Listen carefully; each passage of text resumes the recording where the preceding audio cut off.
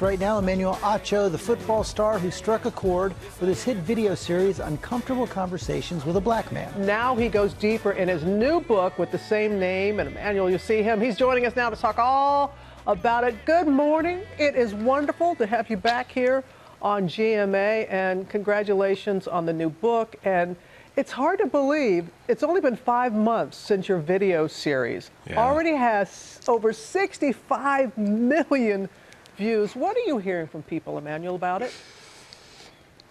Yeah, I'm hearing just a resounding plea for more. It's as if it's never enough. I think people loved the dialogue. They realized there's so much racial tension in America. And Robin, they want to be a part of the solution. They are tired of being a part of the problem. While we have been facing this pandemic of the body, this virus and COVID, there's also been a virus of the mind and racism. And so many people are committed to the efforts of changing America's longest lasting plague of racism. And Emmanuel, is that where the book comes in, gives you a chance to flesh out the ideas, gives people a chance to spend more time with them?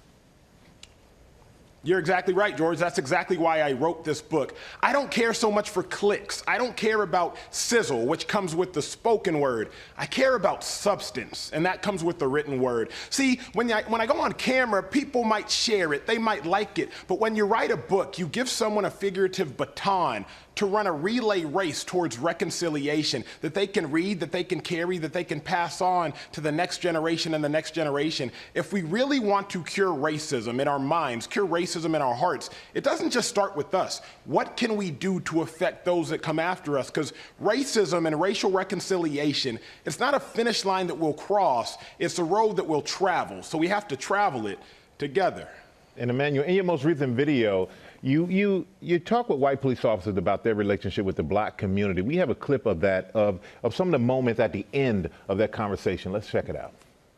It's opened our eyes to say, hey, look, there is this major problem in this country. When you talk about how we're perceived by black people when we show up on scene, having an understanding of the difference there is very important, can lead us to removing some barriers to communication, which ultimately we want to have. We can't be part of the solution if we're part of the problem. And you say this conversation is the one in which you felt the most change. Why that? Yeah, Michael, because I said this: proximity breeds care, and distance, it breeds fear. I was in that city, Petaluma, California, 60,000 people, less than 1% black. The first question I asked those gentlemen, I said, have you all ever had a conversation, dinner with a group of black people?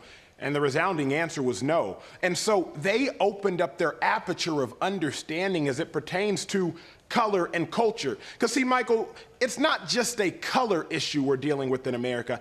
It's a culture issue we're dealing with in America. So when you're talking to my white brothers and sisters, how can they fix a problem if they don't know the problem exists? How can they fix a problem if they're not exposed to a different color or a different culture? So seeing as that group of men who were willing to sit down and listen with me don't frequently talk to someone who looks like me, their minds were opened and their hearts began to change, and that's what this world needs more of. The willingness to be open like that, you're so right.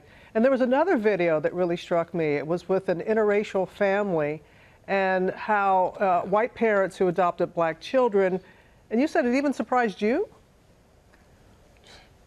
Yeah, Robin, I had a resounding plea saying, Emmanuel, there's so many people in my emails and DMs, Robin, saying, I'm white raising black children. Help me, please. So I did an episode on it. I asked that beautiful black girl's story, 12 years old from Haiti. Her adoptive mother, Jamie, is white. I said, story, do you wish your parents who were raising you were black or looked like you? And Robin, she stared at me with her sweet eyes and she said, no, Emmanuel, I just want someone to love me for me. And when she answered that question to me, when she answered that question to her mother, it was as though she was answering that question for the world. So many adoptive parents who lay their head in bed at night wondering if they're adequate enough, wondering if they're doing enough for their children who don't look like them. Well, that beautiful 12-year-old black girl named Story, she gave the adequate answer, what the world needs, just some love. Love. Absolutely. That's what everyone wants. And in your book, you also talk about how white people can be allies. And you have a chapter. In each chapter, you have a talk it, walk it section of the book. So talk it, walk it of being an ally. How does that work? It's not just enough to talk about wanting to help. The intentions are great, But where is your direction? And that's why I wrote the book, Uncomfortable Conversations with the Black Man. Because, Michael, so many people want to help, but now I'm trying to give them the direction as to how to help. So I say, talk it, walk it, because at first you got to talk it, but then you got to walk it. So all my allies, as I would say in football, my former sport, let's get off the bench, let's get out the stands, stand up and get into the game. The first thing to do to get into the game, educate yourself on what to do. That's why I wrote the book. Now that you know what to do, it's time to do it. Maya Angelou said it best when she said, to know better is to do better. Man, 2020 has been such a fraught year. Do you come away from it more encouraged or more anxious about where we are in racial reconciliation? Powerful question.